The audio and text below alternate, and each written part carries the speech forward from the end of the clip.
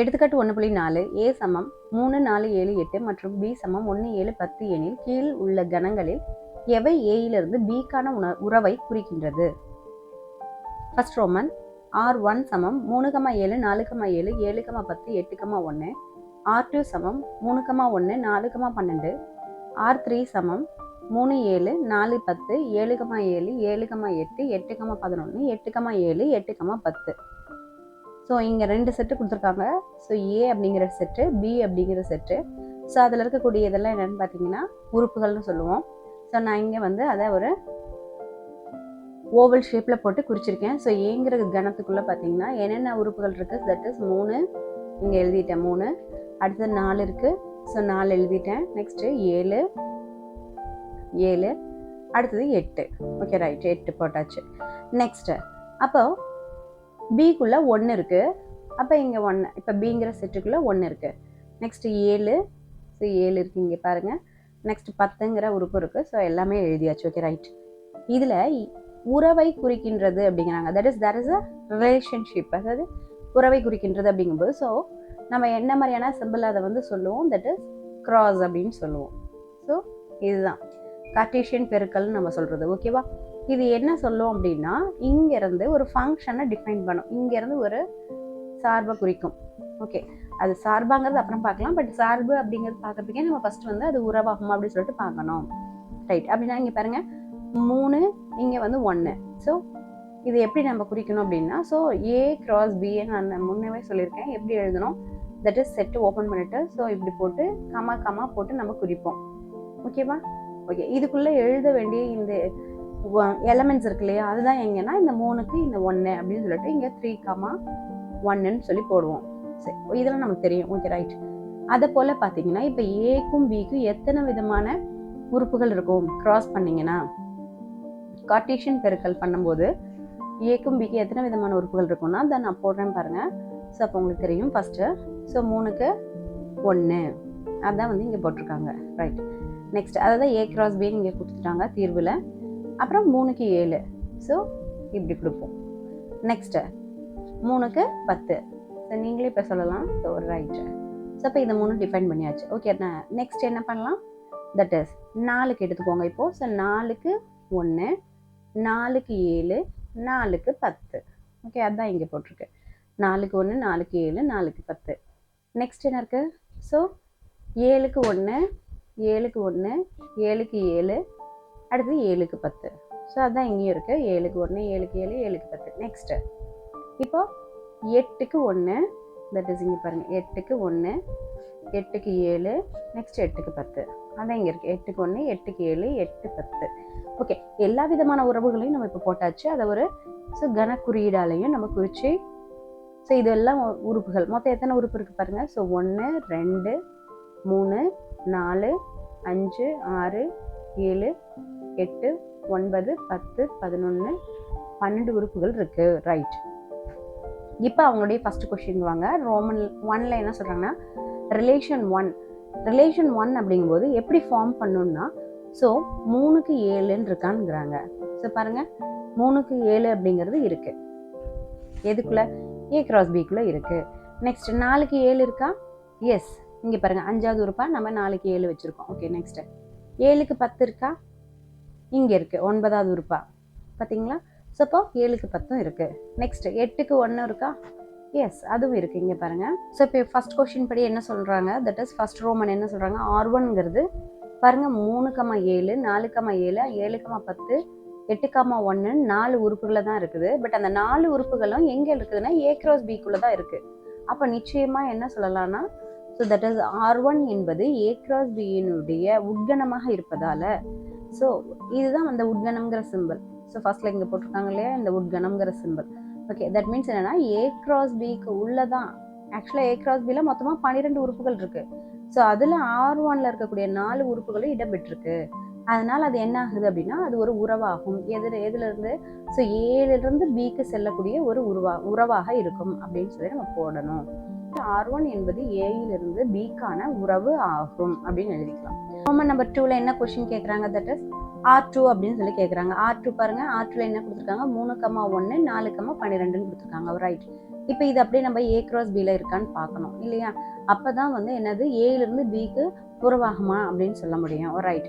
So இப்போ பாருங்க, so 3,1 இருக்கா, இங்கே இருக்கு பாருங்க, ஃபர்ஸ்ட் உறுப்பே வந்து இருக்கு. நெக்ஸ்ட் 4,12 இருக்கா. ஸோ அந்த மாதிரியான எந்த உறுப்புமே பார்த்தீங்கன்னா ஏ கிராஸ் பியில் இல்லை. அப்போ ஸோ நம்பர் செகண்ட் கொஸ்டினுக்கு உண்டான ஆன்சர் எப்படி எழுதணும்னா, இங்கு 4,12 என்பது R2வில் உள்ளதுங்கிறது தான் இந்த ஹெப்சிலான் சிம்பிள். ஆக்சுவலாக இந்த ஹெப்சிலான் சிம்பிள் போடுறோம் இல்லையா, இதுனா உள்ளதுன்னு அர்த்தம். எதுக்குள்ளனா இந்த R2க்குள்ள இது உள்ளது. இதோ இங்க இருக்கு இல்லையா, இருக்கு, R2க்குள்ள இருக்கு. பட் இது எங்க இல்லை, தட் இஸ் அதுதான் இங்க கொடுத்துருக்காங்க, தட் இஸ் 4,12.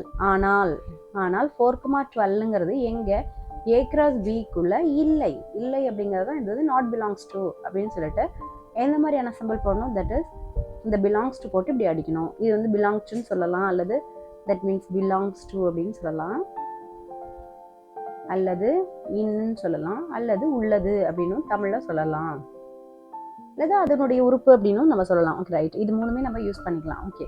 ஸோ அப்போ எனவே R2 அப்படிங்கிறது பார்த்தீங்கன்னா ஏயிலிருந்து பிக்கு ஒரு உறவு இல்லை அப்படின்னு நம்ம போட்டுருணும். ஸோ கட்டாயமாக அதை மறந்துடாதீங்க. ஏன்னா அதில் 4,12 என்பது இல்லை ஏ கிராஸ் பியில். அதனால R2 என்பது ஏயிலிருந்து பிக்கான உறவு இல்லை அப்படின்னு போட்டுருங்க. தேர்ட் கொஸ்டின் பாருங்க, தட் இஸ் R3 என்னன்னு சொல்லியிருக்காங்க. ஸோ 3,7. ஆக்சுவலாக 3,7 இங்கே ஏ கிராஸ் பியில் இருக்கா? எஸ் இருக்கு. நெக்ஸ்ட் 4,10 இருக்கா? இதோ இங்கே இருக்கு. ரைட். நெக்ஸ்ட் பாருங்க, 7,7 இருக்கா? இங்கே இருக்கு. நெக்ஸ்ட் 7,10 இருக்கா? இல்லை. 8, நீங்கள் ஆக்சுவலாக அதுலேயே வந்து அது உறவு இல்லை அப்படின்னு நமக்கு தெரிஞ்சிருச்சு. அப்போ நீங்கள் என்ன போடணும்? ஸோ தேர்ட், அதுக்கு மேலே இருக்கிறது நீங்கள் செக் பண்ணணுங்கிற அவசியம் கூட கிடையாது. 8,11 இருக்கா, இல்லை 8,7 இது இருக்குது ஆக்சுவலி. அடுத்தது 8,10 கூட தான் இருக்குது. பட் இதெல்லாம் இருக்கிறதுனால நம்ம இந்த ரெண்டுமே மிஸ் ஆகுது. ஸோ இந்த ரெண்டுமே வந்து ஏ கிராஸ் பிலேயே இல்லை. அப்படிங்கும்போது நிச்சயமாக அது உறவு இல்லை. ஓகேவா? ஸோ நம்ம அப்போ அதை நம்ம எப்படி நம்ம ரெப்ரசன்ட் பண்ணோம், தட் இஸ் இங்கே 7,8 அப்படிங்கிறது R3ல இருக்கு. இதோ இது வந்து R3ல இருக்கு, உள்ளது. ஆனால் 7,8 என்பது எதில் இல்லை? ஏ கிராஸ் பியில் இல்லை. அடுத்த உறுப்பான 8,11 அதை நீங்கள் எழுதவே தேவையில்லை. அதனால நான் ஃபர்ஸ்ட் உறுப்பு போடும்போதே நான் சொல்லிட்டேன். ஏன்னா எல்லா உறுப்புகளும் இடம்பெற்றிருக்கணும். ஸோ நம்ம 7,8 அப்படிங்கிற ஒரு உறுப்பு இல்லை அப்படிங்கும் போதே அது என்ன நம்ம எழுதிக்கணும்? ஸோ R3 ஆனது ஏவிலிருந்து பிக்கு ஆன ஒரு உறவு இல்லை அப்படின்னு சொல்லிட்டு நம்ம ஆன்சர் பண்ணிடணும். எடுத்துக்காட்டு 1.5 படத்தில் காட்டப்பட்டுள்ள படம் 1.10. ஸோ இங்கே கீழே இருக்கு பாருங்க, படம் 1.10ங்கிறது இதுதான். ஸோ அம்புகுறி படமானது P மற்றும் Q கணங்களுக்கான உறவை குறிக்கின்றது. இந்த உறவை ஃபர்ஸ்ட் ரோமன் என்ன சொல்லுதுன்னா கன கட்டமைப்பு முறை, செகண்ட் ரோமன்ல பட்டியல் முறைகளில் எழுதுக. தேர்ட் என்ன கேட்குறாங்கன்னா ஆரின் மதிப்பகம் மற்றும் வீச்சகத்தை காண்க அப்படிங்கிறாங்க. ரைட். என்ன கொடுத்துருக்காங்க பாருங்க, ஆக்சுவலா Pல இருந்து Qக்கு ஒரு உறவை வந்து அவங்க டிஃபைன் பண்ணியிருக்காங்க. ஓகே, அப்படி பண்ணது வந்து நம்ம ஃபர்ஸ்ட் கன கட்டமைப்பு முறையில் எழுதணும் அப்படிங்கிறாங்க. அப்படி இங்கே வரைஞ்சிருக்கேன். ஆக்சுவலாக வரைஞ்சிட்டு இங்கே பாருங்க. ஸோ இதுக்கு வந்து Pன்னு நம்ம வச்சுக்குவோம், இது வந்து Qன்னு வச்சுக்குவோம். ரைட். இப்போ நான் என்ன பண்ண போகிறேன், இதில் இருக்கக்கூடிய ஒவ்வொரு உறுப்புகள் இப்போ 5, 6, 7, 8 இருக்கு இல்லையா, இதை நான் ஒவ்வொன்றையுமே எக்ஸ் அப்படின்னு சொல்லி எடுத்துக்கிறேன். ஓகே.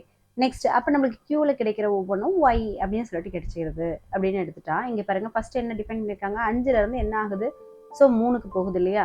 ஸோ 5 எப்போ 3ஆ மாறும், ஆக்சுவலாக 5 வந்து எப்போ 3ஆ மாறும், 3க்கு சமமாகும், ஆக்சுவலாக -2 பண்ணால் தான் வரும். நெக்ஸ்ட்டு அப்போ 6 எப்போ வந்து 4ஆ மாறும், ஆக்சுவலாக அவங்க அதானே கொடுத்துருக்காங்க 6 4ஆ மாறுது அப்படின்னு. அப்போ 6 எப்போ 4ஆக மாறும், ஏன்னா அப்பவும் -2 பண்ணும்போது தான். ஓகே. நெக்ஸ்ட் 7ங்கிறது எப்போ 5ஆ மாறும், ஸோ 7லேருந்து 5 கிடைக்கணும் அப்படின்னா -2 பண்ணணும். ஓகே. இப்போ இதில் எல்லாமே என்ன பொதுவாக இருக்குது, ஆக்சுவலாக -2 -2 பொதுவாக இருக்குது. ஓகேவா? ஓகே.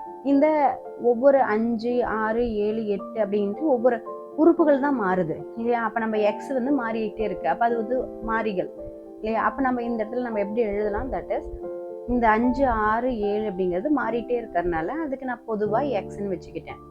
அடுத்தது இந்த 2ங்கிறது 2 தான், மைனஸ்ங்கிறது அப்படியே போட்டாச்சு. ஓகேவா? இது எது தருது, இந்த உறுப்புகள்லாம் எங்கே இருக்குது, ஆக்சுவலி 3, 4, 5ங்கிறது. ஸோ இதை நான் வந்து ஒய்ன்னு தானே எடுத்திருக்கேன். ஸோ அப்போ that is equal to y தானே. ஓகே. இது அப்படியே நீங்கள் இப்படி எழுதுங்க, y is equal to x minus 2. ஓகேவா? ரைட். இப்போ நம்ம என்ன கிடைச்சது இங்கே பாருங்க. ஸோ 5க்கு 3, அடுத்தது 6க்கு 4ன்னு ஆன்சர் கிடைச்சது, அடுத்து 7க்கு 5ன்னு ஆன்சர் கிடைச்சது. ஓகேவா? அப்போ இந்த இடத்துல நான் என்ன எழுதலாம், எக்ஸுக்கு ஒய் கிடைக்குது அப்படிதானே. ஓகேவா? ஸோ அப்போ இந்த இடத்துல ஃபர்ஸ்ட் ஆன்சர் இருக்கு பாருங்க. ஆரின் கன கட்டமைப்பு முறையில் என்ன எழுதணும்? செட் ஆஃப் ஆல் எக்ஸஸ், அதாவது அதில் இருக்கக்கூடிய ஒவ்வொரு உறுப்பும் எப்படி இருக்கும் அப்படின்னா, ஸோ எக்ஸ் கமா ஒய் என்ற உறுப்புகளாக வடிவமைக்கப்பட்டிருக்கும். சச் தட் எப்படி இருப்பான் எனில் ஒய் சமம் எக்ஸ் மைனஸ் 2. ஓகேவா? ஸோ எக்ஸ்லேருந்து ஒவ்வொரு உறுப்பு, அதாவது எக்ஸுங்கிற உறுப்புலேருந்து ஒவ்வொரு டைமும் 2 கழிக்கும் போது நமக்கு ஒய் கிடைக்குது அப்படிங்கிறத நம்ம எடுத்துக்கணும். ஓகே, அப்போ இந்த எக்ஸ் எங்கேருந்து எடுக்கப்பட்டிருப்பான்? எக்ஸுங்கிறது எங்கேருந்து எடுத்துட்டு இருக்கு? பீல இருந்து தான் எடுக்கப்பட்டிருக்கு. ஓகே ரைட், அப்போ பி போட்டுக்கோங்க. நெக்ஸ்ட் ஒய்ங்கிறது எங்கே எடுக்கப்பட்டிருக்கு? தட் இஸ் கியூல இருந்து. அப்போ ஒய் இன் கியூ. ஓகேவா? அதுதான் நம்ம எழுதணும். ஸோ இது எப்படி படிக்கணும் அப்படின்னா, ஸோ ஆரின் கனக்கட்டமைப்பு முறைன்னு எழுதிட்டு நீங்கள் இந்த செட் பிரேஸை ஓப்பன் பண்ணிக்கோங்க. அதை set of all x comma y, x மற்றும் ஒய் அப்படிங்கிற உறுப்புகளாக அமைக்கப்பட்டிருக்கும். எப்படி எனில், அதுதான் இது எப்படி எனில் ஒய் சமம் எக்ஸ் மைனஸ் 2. ஸோ அதான் இங்கே கொடுத்துருக்காங்க, x comma y such that. So இது வந்து சச் தட்டுங்கிற சிம்பிள். ஒய் சமம் x minus 2, x in P, y in Q அப்படின்னு சொல்லிட்டு படிக்கணும். Okay right. இப்போ பட்டியல் முறை நமக்கு ஈஸி இதுதான். ஸோ நம்ம பட்டியலிட்டுட்டோம், அதை அப்படியே நீங்கள் எழுதிக்கலாம். தட் இஸ் செகண்ட் கொஷனுக்கு ஆரின் பட்டியல் முறை அப்படின்னா, ஸோ செட்டுங்கிறது இந்த குறியீடு இல்லையா? இந்த குறியீட்டுக்குள்ளே நம்ம என்ன எழுதணும்? ஸோ 5,3 இங்கே இருக்குல்ல. ஸோ இந்த 5,3, 6,4, 7,5 இந்த மூணையுமே நீங்கள் இங்கே எழுதிட்டீங்கன்னா அவ்வளோதான். கமா போட்டு எழுதிக்கோங்க. நெக்ஸ்ட்டு, இப்போ ஆரின் மதிப்பகமும் ஆரின் வீச்சகமும் கேட்குறாங்க. ஓகே, இப்போ ஆர் அப்படிங்கிறது என்னன்னா ரிலேஷன். ஸோ ரிலேஷன்னா என்னது? இங்கே பாருங்கள், இதுதானே அவங்க கொடுத்துருந்தாங்க ரிலேஷன். ஆக்சுவலாக 5, 3 கூட ரிலேஷன் ஆயிருக்குது, 6, 4 கூட ரிலேட்டட் ஆயிருக்கு, நெக்ஸ்ட் 7ங்கிறது 5 கூட ரிலேட்டட் ஆயிருக்கு. அப்படிங்கும்போது நம்ம என்ன பண்ணணும்? ஸோ ஆரின் மதிப்பகம்ங்கிறது ஃபர்ஸ்ட் இருக்கக்கூடிய கீழே இருக்கக்கூடிய உறுப்புகள்லாம் மதிப்பகம்னு சொல்லுவோம். அடுத்தது இது என்னது? கியூல இருக்கிறதெல்லாம் பார்த்தீங்கன்னா துணை மதிப்பகம்னு சொல்லுவோம். ஓகே, பீல இருந்து இந்த கியூவுக்கு என்னென்ன மாதிரியான ஆன்சர்ஸ் எல்லாம் கிடைச்சிருக்கோ அதை தான் நம்ம வீச்சுன்னு சொல்லுவோம். ஓகேவா? இப்போ ஸோ 3, 4, 5 தான் நமக்கு ஆன்சராக கிடைச்சிருந்தது. அப்போ நமக்கு நிச்சயமாக பியினுடைய வீச்சகத்தில் 3, 4, 5 இருக்கணும். அடுத்தது மதிப்பகத்தில் எல்லாமே எழுத முடியாது, ஏன்னா இந்த 8க்கு இங்கே வேல்யூயே இல்லை. 8ங்கிறது ஏதாவது ரிலேஷனை கொடுக்குதா? கொடுக்கல. அப்படிங்கும்போது நம்ம அந்த 8 எழுதக்கூடாது. ஸோ 5, 6, 7 மட்டும் போட்டுக்கணும். இப்போ வீச்சகம் அப்படின்னா 5ங்கிறது 3 கொடுக்குது, 6ங்கிறது 4 கொடுக்குது, 7ங்கிறது 5 கொடுக்குது. அப்போ அதுதான் நம்மளுடைய வீச்சகமாக இருக்கும் அப்படின்னு சொல்லி முடிச்சாங்க.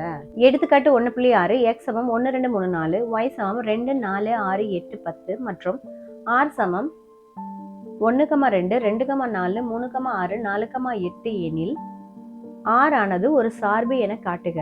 மேலும் அதன் மதிப்பகம், துணை மதிப்பகம் மற்றும் வீச்சகத்தை காண்க. ஓகே, இதில் அவங்க என்னெல்லாம் கொடுத்துருக்காங்கன்னா எக்ஸ் அப்படிங்கிற ஒரு செட்டு கொடுத்துட்டாங்க. ஸோ அதான் இங்கே போட்டிருக்காங்க, அவங்களே படம் அப்படின்னு சொல்லிட்டு இங்கே போட்டு வச்சுருக்காங்க பாருங்கள். ஸோ நம்ம வேணும்னா நம்ம வரைஞ்சிக்கணும். இது வந்து மதிப்பகம், இது வந்து துணை மதிப்பகம்னு சொல்லுவோம். ரைட். இப்போ இந்த மதிப்பகத்தை தான் அவங்க என்னென்னு எடுத்துருக்காங்க? எக்ஸ் அப்படின்னு எடுத்துருக்காங்க. Okay right. அடுத்தது இதில் வந்து ஒய்ங்கிற அடுத்த செட், அதாவது அது துணை மதிப்பகமாக எடுத்துக்கிட்டாங்க. இப்போ 1, 2, 3 அப்படின்னு இருந்துச்சுன்னா, இப்போ இங்கே வந்து 2, 4, 6 அப்படின்னு இருந்துச்சுன்னா பாருங்கள், 1க்கு 2, 1க்கு 4, 1க்கு 6, 2க்கு 2, 2க்கு 4, 2க்கு 6, அதே போல் 3க்கு 2, 3க்கு 4, 3க்கு 6. இந்த மாதிரி இதில் இருக்கக்கூடிய ஒவ்வொன்றையுமே ஒவ்வொரு எலமெண்ட்ஸ், ஒவ்வொரு உறுப்புகளோட நம்ம வந்து தொடர்பு படுத்தும் போது அதை நம்ம வந்து உறவு அப்படின்னு சொல்லி சொல்லுவோம். ரைட். பட் அதை ரிலேஷன் இங்கிலீஷில் சொல்லுவோம். பட் இங்கே பார்த்தீங்கன்னா இது சார்பான்னு கேட்டிருக்காங்க. ஸோ உறவுக்கும் சார்புக்கும் வித்தியாசம் இருக்குது. என்னென்னா, ஸோ உறவு எல்லாத்தையுமே நம்ம என்ன பண்ணலான்னா, ஸோ ரிலேஷன் கொடுக்கலாம், அதுக்கு ஒவ்வொன்றுக்குமே ஒவ்வொரு ரிலேஷன் கொடுக்கலாம். பட் சார்பு அப்படிங்கிறது அப்படி கிடையாது. ஸோ சார்பை பொறுத்த வரைக்கும் என்ன கண்டிஷன் அப்படின்னா, இப்போ மதிப்பகம் இருக்குது அப்படின்னா அதுலேருந்து ஸோ உங்களுக்கு இங்கே துணை மதிப்பகத்தில் கட்டாயமாக ஏதோ ஒன்றுக்காச்சும் நம்ம என்ன பண்ணியிருக்கணும்? ஸோ ஒரு ரிலேஷன்ஷிப் கொடுத்துருக்கணும். ஓகே, நெக்ஸ்ட்டு இதில் வந்து எதுவுமே வந்து மீதியாக இருக்கக்கூடாது. அதாவது எந்த விதமான ஒரு மதிப்பகத்தில் இருக்கக்கூடிய ஒரு உறுப்பானது இங்கேருந்து இதுக்கு மேப்பிங் நடக்காமல் இருக்கக்கூடாது. ஸோ எல்லாத்துக்குமே நடந்திருக்கணும். இந்த மாதிரி வந்து ஸோ ஏதோ ஒன்று, இப்போ 2 அப்படின்னா இங்கே 4 கொடுத்துருக்கணும். ஸோ இப்போ 3 அப்படின்னா இது 6 கொடுத்துருக்கணும் அப்படின்னு ஒரு கான்செப்ட் இருக்குது. Okay right. ஸோ அதை வச்சு தான் நம்ம இப்போ இது சார்பா இல்லையா அப்படின்னு சொல்லி பார்க்கணும். Okay right. இப்போ பாருங்கள், ஸோ இந்த கான்செப்டெல்லாம் உங்களுக்கு புரிஞ்சிருக்கும்னு நினைக்கிறேன். Okay right. இப்போ பாருங்கள், இங்கே இப்போ 1 அப்படிங்கிறதுக்கு அவங்க ரிலேஷன்ஷிப்பில் கொடுக்குறாங்க பாருங்கள், அது ஆர். ரிலேஷன்ஷிப் என்ன கொடுக்குறாங்க, 1க்கு 2 அப்படின்னு கொடுக்குறாங்க. ஸோ 1 வந்து 2 மேப்பிங் பண்ணுது, ரைட். அதே போல் இப்போ 2ங்கிறது எதை மேப்பிங் பண்ணுது, 2ங்கிறது 4 மேப்பிங் பண்ணுது, போட்டாச்சு. நெக்ஸ்ட் 3ங்கிறது 3 6 அவங்களே கொடுத்துட்டாங்க, ஸோ 6 மேப்பிங் பண்ணுது. நெக்ஸ்ட் 4ங்கிறது என்னது, ஸோ 8 மேப்பிங் பண்ணுது. ஓகேவா, ரைட். இப்போ இதில் இதை வந்து நம்ம வந்து மதிப்பகம்னு சொன்னோமா, இது வந்து நம்ம துணை மதிப்பகம்னு சொல்லுவோமா. ஓகே, இங்கே பாருங்க, இந்த 10 தவிர இங்கேருந்து இது வரைக்கும் இருக்கு இல்லையா, இதைத்தான் நம்ம என்னன்னு சொல்லுவோம் அப்படின்னா வீச்சகம் அப்படின்னு சொல்லுவோம். ஓகேவா, இங்கிலீஷில் வந்து இதை ரேஞ்ச் அப்படின்னு சொல்லுவாங்க. ஸோ வீச்சு அல்லது வீச்சகம் அப்படின்னு சொல்லுவாங்க, ரைட். இப்போ அவங்க என்ன கேட்டிருக்காங்க, ஸோ சார்பா என காட்டுன்னு கேட்டிருக்காங்க. ஸோ சார்புக்கு என்ன கண்டிஷன் நமக்கு தெரியும். ஸோ பாருங்க, இங்கே கீழே கொடுத்துருக்காங்க பாருங்க, தீர்வில். ஸோ ஒவ்வொரு எக்ஸ் இன் எக்ஸுக்கும், ஸோ எக்ஸில் உள்ள, அதாவது கேபிட்டல் எக்ஸ் அப்படிங்கிற அந்த செட்டுக்குள்ளே இருக்கக்கூடிய ஒவ்வொரு ஸ்மால் எக்ஸும், அதாவது 1ங்கிறதும் ஒரு எக்ஸ் தான். இப்போ இங்கே x1ன்னு வச்சுக்கலாம், இது x2ங்கிற பிளேஸில் இருக்குது, இது x3ங்கிற பிளேஸில் இருக்குது, இது x4ங்கிற பிளேஸில் இருக்குது, நீங்கள் வச்சுக்கிட்டிங்கன்னா அப்போ ஒவ்வொரு எக்ஸ் இன் எக்ஸுக்கும் ஒரே ஒரு y இன் y உறுப்பு மட்டும் கிடைக்கிறது. பார்த்தீங்கன்னா இந்த x1 போயிட்டு இங்கே என்ன பண்ணுது, 2ங்கிற ஒரு y1 தான் வந்து அது என்ன பண்ணுது, மேப்பிங் பண்ணுது. அப்போ அது மட்டும்தான் கிடைக்கிறது. எனவே எக்ஸின் எல்லா உறுப்புகளுக்கும் ஒய்யில் ஒரே ஒரு நிழல் உரு உள்ளது. ஸோ இப்போ இந்த இடத்துல காட்டுற பாருங்க. ஸோ இப்போ இங்கே 1க்கு இங்கே 2ங்கிற ஒரு நிழல் உரு கிடைக்கிது, 2க்கு 4ங்கிற ஒரு நிழல் உரு கிடைக்குது. ஓகேவா, ஸோ இமேஜ்னு சொல்லுவாங்க. நிழல் உருனா இமேஜ், இங்கிலீஷில் வந்து இமேஜ் அப்படின்னு சொல்லுவாங்க. ஓகே, ஸோ அதனால எனவே ஆறானது ஒரு சார்பு ஆகும். அடுத்தது நம்ம இங்கே கொடுத்துருக்காங்க பாருங்க, மதிப்பகம். இதில் மதிப்பகம்ங்கிறது என்னது, ஸோ எக்ஸில் இருக்கிறது எல்லாமே மதிப்பகம் தான் இல்லையா, 1 2 3 4 அதான் இங்கே கொடுத்தாச்சு, எக்ஸ் அப்படிங்கிறது மதிப்பகம். நெக்ஸ்ட் துணை மதிப்பகம்னா என்ன, ஒய்ல இருக்கிற எல்லாத்தையும் தான் நீங்கள் எழுதியிருக்கணும். ஆமாம், ஆனால் வீச்சகம் அப்படிங்கும்போது எதெல்லாம் மட்டும் அது கூட ரிலேஷனில் இருக்குதோ அதை மட்டும் தான் நம்ம வீச்சகம்னு எழுதுவோம். அப்போ 2 4 6 8 இது மட்டும் தான் நமக்கு ஆன்சராக கிடைச்சிருந்துச்சு இல்லையா. ஸோ இங்கே பாருங்க, ஸோ 1க்கு 2, இப்போ 2க்கு 4, 3க்கு 6, 4க்கு 8 இது மட்டும் தான் கிடைச்சிச்சு. அப்போ இந்த 2 4 6 8 இது மட்டும் தான் என்னது நமக்கு வீச்சகமாக இருக்கும் அப்படிங்கிறத தெரிஞ்சுக்கோங்க. ஸோ இதுதான் நம்மளுடைய ஆன்சர். எடுத்துக்காட்டு 1.7, எஃப் எக்ஸ் டு ஒய் என்ற உறவானது f of x is equal to x square minus 2 என வரையறுக்கப்படுகிறது. இங்கு எக்ஸ் சமம் -2 -1 0 3 மற்றும் y சமம் 6 என கொண்டால் ரோமன் 1 எஃப்பின் உறுப்புகளை பட்டியலிடுக. ரோமன் 2ல எஃப் ஒரு சார்பாகுமா அப்படின்னு கேட்டிருக்காங்க, ரைட். ஸோ பாருங்க, ஃபர்ஸ்ட் வந்து நான் என்ன பண்ணுறேன், தட் இஸ் எஃப் ஆஃப், இப்போ வந்து எஃப்ங்கிறது என்னன்னு நம்ம எடுத்துக்கணும், எக்ஸ் டு ஒய்க்கு போகிற ஒரு ஃபங்க்ஷனாக எடுத்துக்கணும், ரைட். இப்போ எஃப் ஆஃப், இப்போ எக்ஸில் இருக்கக்கூடிய ஒவ்வொன்றையும் எடுத்து போடும்போது நமக்கு என்ன கிடைக்கணும், ஸோ எக்ஸ் ஸ்கொயர் மைனஸ் 2 அப்படின்னு சொல்லிட்டு போட்டு கிடைக்கணும். Okay, right. இப்போ நான் ஃபஸ்ட்டு என்ன பண்ணுறேன், -2 எடுத்துக்கிறேன். ஓகேவா, ஸோ இப்போ நான் -2 போடுறேன் பாருங்கள், எஃப் ஆஃப் எக்ஸுக்கு பதிலாக -2 போடுறீங்க. அப்போ -2 the whole square -2 that is முன்ன சொன்னது போல் 4 - 2 that is equal to 2. Okay, right. இப்போ என்ன கிடைக்குது, ஸோ எப்படி எழுதணும், -2ன்னு போடும்போது எனக்கு 2 கிடைச்சிருச்சு, ரைட். நெக்ஸ்ட் இப்போ அடுத்த நம்பர் நீங்கள் சொல்லுங்கள், -1. Very good. எஃப் ஆஃப் -1 போடுங்க, தட் இஸ் ஈக்குவல் டு என்னன்னு வரும், -1 the whole square -2. Okay, so -1 into -1 என்ன வரும் நமக்கு, 1 மைனஸ் இன்ட்டு மைனஸ் ப்ளஸ் 1 மாறிடும் இல்லையா. அப்போ 1 - 2 தட் இஸ், இப்போ 1 இருக்குது -2 இருக்குது இல்லையா. ஸோ அப்போ நம்ம என்ன பண்ணணும், 2ல் எது பெரிய நம்பரோ அதுதான் நம்ம வந்து எடுத்து கழிக்கணும். ஏன்னா குறி மாறி இருக்குது, ஸோ கழிக்கிறோம். 2ல் 1 போச்சுன்னா 1, இல்லை பெரியவன் 2 தான், 2க்கு பக்கத்தில் மைனஸ் இருக்குது, அப்போ ஆன்சர் -1. ஓகேவா, ஸோ அப்போ இதுக்கு -1. அப்போ நாம் என்ன பண்ணியிருக்கோம், -1ன்னு போடும்போது நமக்கு ஆன்சர் என்னதான் கிடைக்குது, -1 கிடைக்குது. அப்போ -1, -1. எஃப் ஆஃப் 0ன்னு போடும்போது என்ன கிடைக்குது பாருங்கள், so 0 square -2 that is equal to என்னது, 0 - 2 சமம் -2. அப்போ இங்கே அந்த பாயிண்ட் என்ன கிடைக்குது பாருங்கள், தட் இஸ், ஸோ நான் 0ன்னு போடும்போது எனக்கு -2 கிடைக்குது. நெக்ஸ்ட்டு 3 இருக்கா, ஓகே. இப்போ 3யை போடுங்க, ஸோ எஃப் ஆஃப் 3 அப்படிங்கும்போது என்ன கிடைக்குது, that is 3 square -2 that is 3 3 9 இல்லையா. 3 ஸ்கொயர்னா 3 இன்ட்டு 3 3 இன்ட்டு 3 நமக்கு தெரியும் 9. So 9 minus 2 equal to 7. That is 3ன்னு போடும்போது 7 கிடைக்குது. ஓகேவா? ஸோ ஃபஸ்ட்டு எலமெண்ட் முதல் உறுப்பு -2, அதான் இங்கே போட்டாச்சு. நெக்ஸ்ட் -1, அதான் இங்கே இருக்குது, அதுவும் போட்டாச்சு. அப்போ 0க்கு என்ன கிடைச்சது நமக்கு -2, ஸோ அது இங்கே போட்டாச்சு. அடுத்தது 3க்கு என்ன கிடைச்சது நமக்கு 7, ஸோ அதுவும் போட்டாச்சு. அப்போ எஃப்னுடைய உறுப்புகளை தான் ஃபஸ்ட்டு பட்டியலிட சொன்னாங்க. ஸோ நம்ம அதை அப்படியே நம்ம வந்து பட்டியலிட்டாச்சு. இதுதான் நம்மளுடைய ஃபஸ்ட்டு ரோமன். முடிஞ்சிட்டோமா? அடுத்தது எஃப் ஒரு சார்பாகுமான்னு கேட்குறாங்க. சார்புனா என்ன? ஸோ முன்ன சொன்ன போல தான். ஸோ எஃப்பின் ஒவ்வொரு மதிப்பக உறுப்பிற்கும் ஒரே ஒரு நிழல் உள்ளதை காணலாம். ஸோ நம்ம ஆக்சுவலாக இங்கே என்னது -2க்கு என்ன ஆன்சர் கிடைச்சிது நமக்கு? 2ன்னு ஒரே ஒரு ஆன்சர். ஆக்சுவலாக இங்கே போடுறோம் பாருங்கள். ஸோ நம்ம இப்படி போட்டோம். அப்போ நமக்கு என்ன கிடைச்சிது பாருங்கள். ஸோ -2ன்னு போடும்போது எனக்கு என்ன கிடைக்கிது? 2 கிடைச்சிது.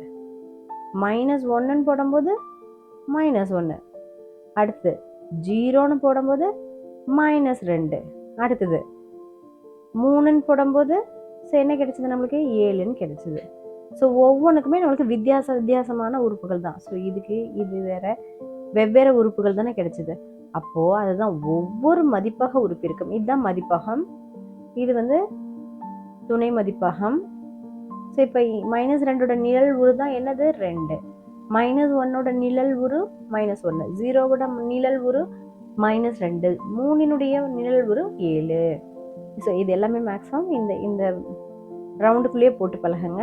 எஃப்பின் ஒவ்வொரு மதிப்பக உறுப்பிற்கும் ஒரே ஒரு நிழல் உரு உள்ளதை காணலாம். ஸோ நீங்கள் காணலாம் எழுத வேண்டாம், ஒரே ஒரு நிழல் உரு உள்ளதுன்னு எழுதிடுங்க. எழுதிட்டு எனவே எஃப் ஆனது ஒரு சார்பாகும் அப்படின்னு சொல்லிட்டு முடிச்சிருங்க. இதுதான் நம்மளுடைய ஆன்சர்.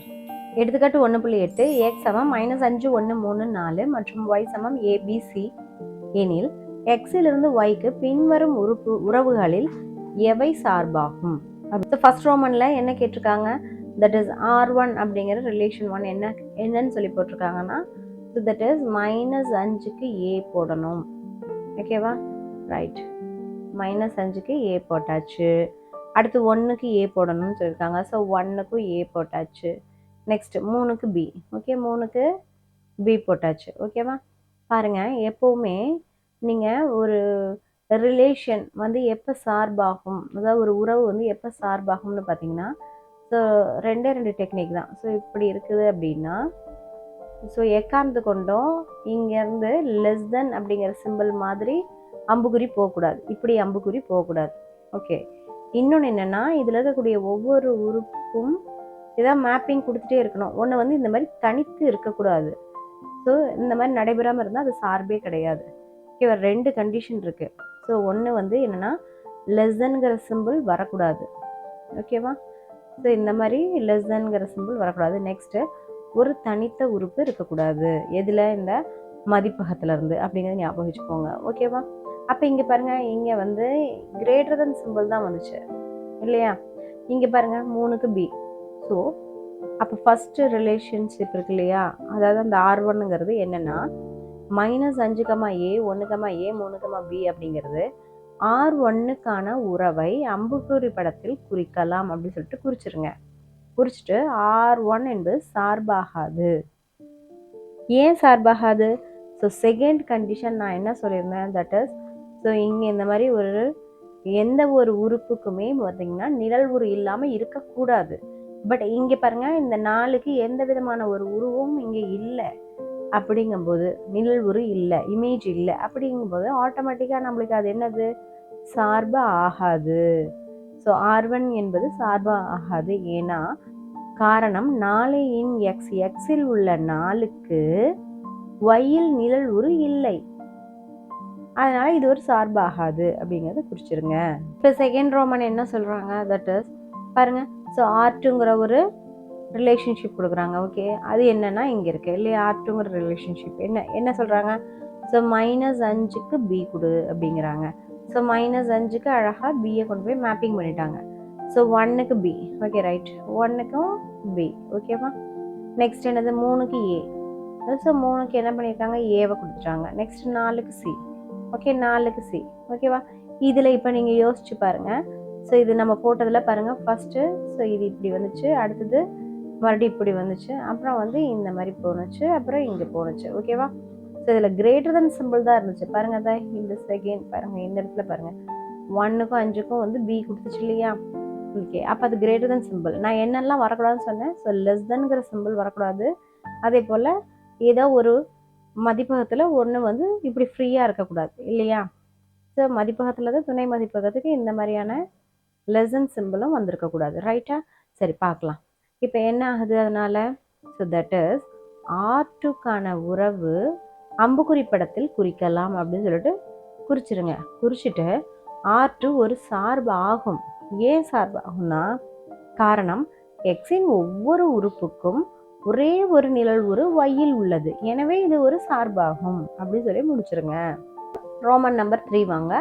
R3 அப்படிங்கிற ஒரு ரிலேஷன்ஷிப், அதாவது உறவு சொல்கிறாங்க. என்னென்னா -5க்கு A. ஓகேவா?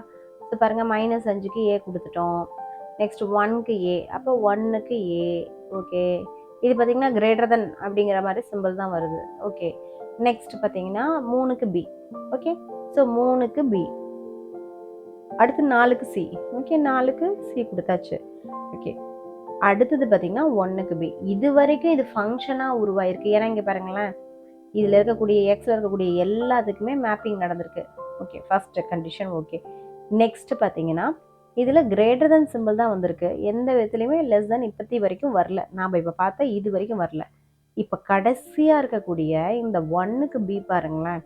அப்போ என்ன நடக்குது அப்படின்னா, ஸோ பார்த்தீங்கன்னா 1க்கு Bன்னு ஒரு அம்புக்குறி போகுது. அதே போல் ஆல்ரெடி நம்ம என்ன பார்த்துருக்கோம்? 1க்கு A அப்படிங்கிறதையும் பார்த்துருக்கோம். 1க்கு A அப்படின்னு. இப்போ பாருங்கள், உங்களுக்கு லெஸ் தென் சிம்பிள் வந்துருச்சு தானே? தட் மீன்ஸ் இப்படி வந்துருச்சு தானே? ஓகேவா? ஸோ மதிப்பகம் துணை மதிப்பகத்தில் இந்த மாதிரி ஒரு சிம்பிள் வந்துருச்சு அப்படின்னாலே அது நிச்சயமாக ஒரு சார்பாகாது. ஓகேவா? ஸோ அதை நீங்கள் எப்படி எழுதணும் பாருங்கள். தட் இஸ் R3 அப்படிங்கிறது ஃபஸ்ட்டு எல்லாமே லிஸ்ட் அவுட் பண்ணிக்கோங்க. அந்த உறுப்புகள்லாம் லிஸ்ட் அவுட் பண்ணிவிட்டு R3க்கான உறவை அம்புக்குறி படத்தில் குறிக்கலாம் அப்படின்னு குறிச்சிருங்க. குறிச்சிட்டு R3 ஒரு சார்பாகாது. காரணம் 1 Xக்கு 2 நிழல் உருக்கள் இருக்குது. பார்த்தீங்கன்னா 1ங்கிற ஒரு Xக்கு A மற்றும் B அப்படின்னு 2 விதமான, இங்கே பார்த்தோம் இல்லையா? 1க்கு A, அடுத்தது 1க்கு B அப்படின்னு 2 விதமான நிழல் உருக்கள் இருக்கு. தட் இஸ் A-இன் Y மற்றும் B-இன் Y என உள்ளன. எனவே இது என்ன ஆகுது அப்படின்னா, ஸோ சார்பாகாது.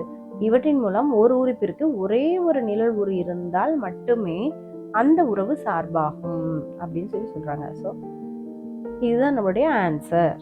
எடுத்துக்காட்டு 1.9 f(x) = 2x - x² என கொடுக்கப்பட்டுள்ளது எனில் ரோமன் 1ல வந்து f(1), 2ல வந்து f(x + 1), தேர்ட் கொஸ்டினா f(x + f(1) ஆகியவற்றை காண்க அப்படின்னு சொல்லி கொடுத்துட்டாங்க. Okay, right.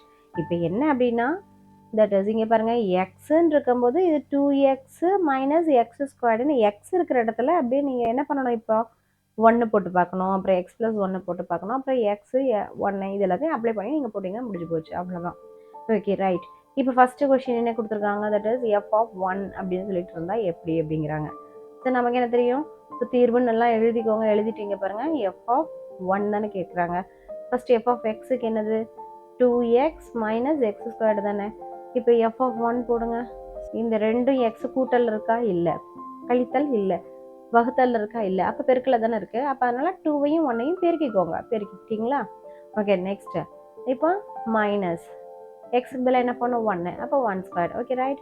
அப்போ 2 1 2 தான், -1. அப்போ 2ல் 1 போச்சுன்னா 1. அப்போ பாருங்கள், ஸோ அதுதான் இங்கே கொடுத்துருக்காங்க. தட் இஸ் x = 1 என பிரதியிட்டால் f(1) = 2 × 1 - 1² = 2 - 1 = 1 அப்படின்னு நமக்கு கிடைச்சிருக்கு.